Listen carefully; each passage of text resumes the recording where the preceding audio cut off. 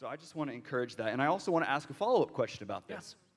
Because I think this is really good. Obviously, family devotional time. But let's take it one notch deeper. Let's take it into encounters. What does it look like? Obviously, our mission statement here is encountering Jesus and transforming cities with his power and love. So how, as parents, can we facilitate encounters like our kids encountering Jesus? That's good. I think the simple answer is just get out of their way. I mean, honestly, kids are designed for this. God created them to have spiritual encounters. God created them for relationship. So that is going to be their natural bent. It's really, doubt is something that actually has to be taught. Faith is not necessarily what's taught. We're directing things, we're helping to interpret and different things like that as things hit them.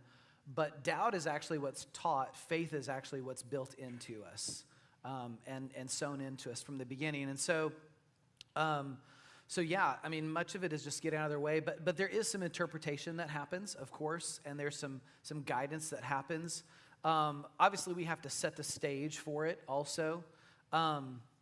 But, I just think about an example of, if a kid comes to a parent, which often happens, especially in our community, where it's like, I just saw Jesus, or I just saw an angel, or, like that happens a lot, or I just had a dream, we get to interpret that for them. And so that is not your cue to start interrogating your child, just so you know.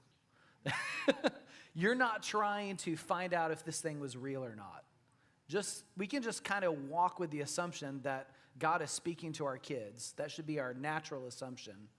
And then we can move into helping them and guiding them and interpreting and pointing them to Jesus in it.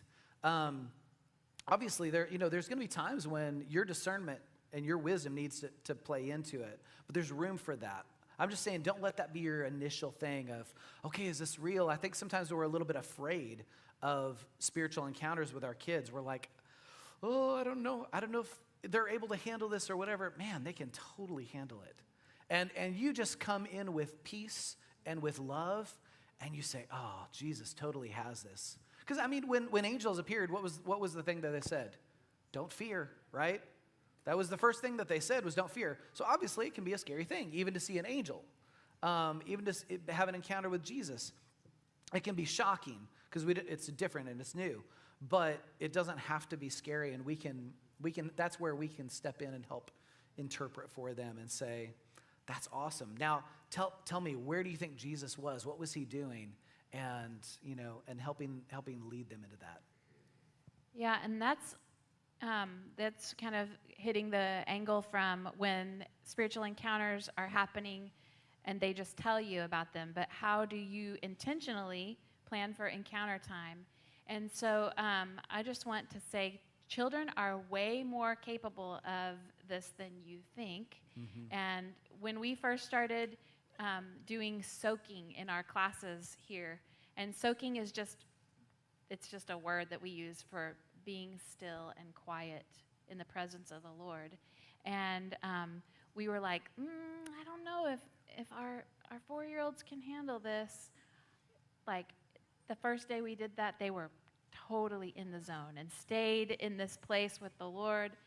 As a class for like 10 minutes, we're like, whoa, we did not expect this, But I want to say, this is our design. The Lord, it's actually a commandment, be still and know that I'm God. The world is teaching meditation, breathing, learning how to breathe, just take the time, stop, That's God's idea. And the reason why it's his idea, he wants us to be still and know that he's God. And we need, our bodies and our spirits and our souls need that time. Even your children, they don't have as much stressors going on in their lives as adults, but they need this. They need time to stop. And Steve talks about looking at Jesus. Yeah. Well, if you're never stopped long enough, you're not going to look, And so this is this is doable, and I want to say it's doable. It's a training thing. It's a practice thing. And you can start with 1 minute. If you have a 2-year-old, you can start with 1 minute. Explain what you're doing. You can put on some quiet music, or it can just be silent. It's okay. And then you grow it to 2 minutes, and then you grow it to 5 minutes, and over time. And you can do this as a family. You can just teach them to do it individually. So it's a skill that's worth practicing because we need it, and God deserves it. So. That's so good. One of the questions that we ask Adeline is, where is Jesus? Mm-hmm. And I think sometimes just practically, like, engage their faith. Yeah. Yes. Like, engage their faith. And she'll point to a spot in her crib. She'll say, Jesus is right here.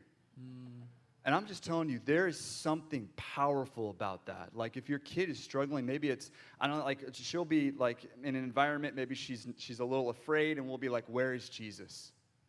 And I'm telling you, they know where Jesus is. Really good. And it's amazing to see that because they have this encounter with him. So anyway.